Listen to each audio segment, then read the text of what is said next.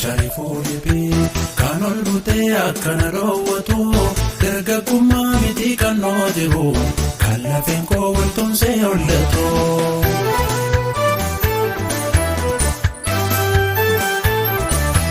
Seetu seenee godhoota onnee koo akkan ta'us kanaafan wallaalee hin irrattuu min badduna keessa gaachana koo maaltu siin madaalee.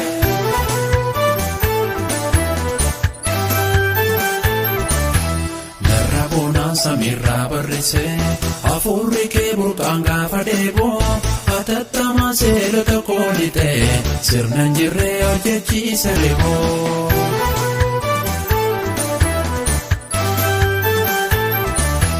Narraa qabdaa oolmaa waggaa baay'ee attam jedhee ofirraa si galchoo. Gartokkeedhaan ergan taatu jettee sibilaa dheeraa foddarka koolachuu. Eessaa biddee ana har'aa kana kaleessi koo halluu kamiini faa. Ormaan galchuu bijuun jireenya koo naaf argamaan tokkicha kee qofaa. Argama koo harkanaa qoratee argama koo qaroonaan argatee. Argama koo lafoonaaf michuu argama koo tokko taane lachuu. Argama koo of keessa suuteen achi gorreen irraa nyaara guuteen.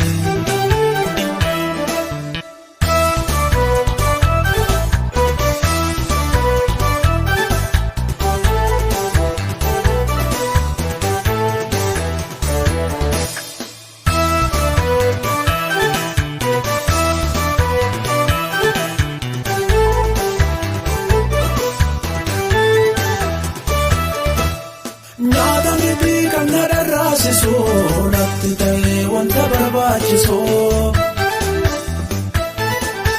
fuula kolfaan inni na boosisu akka maraatu kan na joorsisu akkan ta'uu qabu sutuun beeku akka dhowwee naaf kan na jeequ kan keessa koo boqonnaa dhoowwatee lafee koo raasu adda baafatee. Kirri muudannoo jaalala keera laafama fannoo.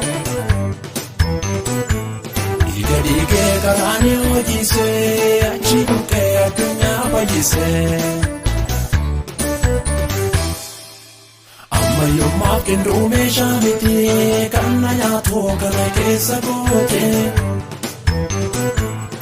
Wallaalaan fudhachuu boqonnaa kan teessumaan na tirkaan soqanaa. Yoonaatiin jirre muudannoo jaalala kee raafama fannoo. Dhiiga dhiigee karaani hojiisee achi buqqee addunyaa fayyisee. Ammayyummaaf qinduu meeshaa miti kan na nyaatu kana keessa gootee. Wallaalee fudhachuu boqonnaa kan teessumaan na tirkaan suqanaa.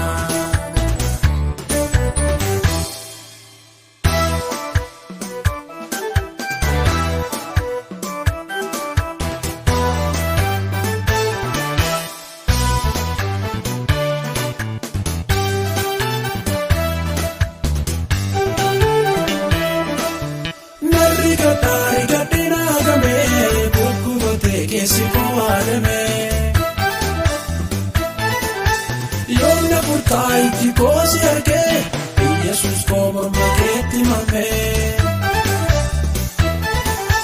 Narri gaddaari gaddeen hagamee kukkubatee keessi koo haadamee.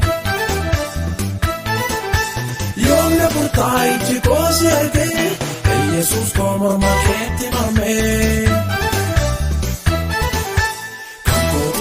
Gara keetti deebee kuteen nufaami sansiin jalqabee. Anaasiin adda baasuu dhabnee jaalala keenya busheessuu dhabnee. Akkaatina fiddee jalqaba yaadannoo sammuu kootii qaba. Sheekoo miti kun mammaaksa durii jaalalli kee na baaseera hurrii. Kan kootii gara keetti dabee bidee nufaa misansiin jalqabee. Siin addan baasu namni jaalala keenya busheessu dhabne. Bakka ati na fiddee jalqaba yaadannoo sammuu kootii qaba. Sheekoo miti kun mammaaksa durii jaalalli kee na baaseera hurrii. Olool jedhee. Olool jedhee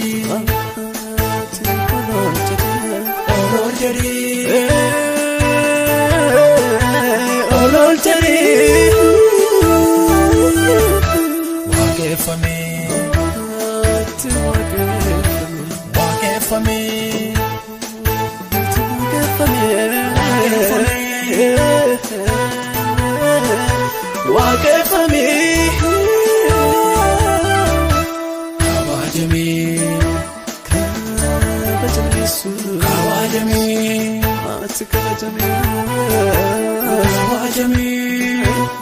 kabajamee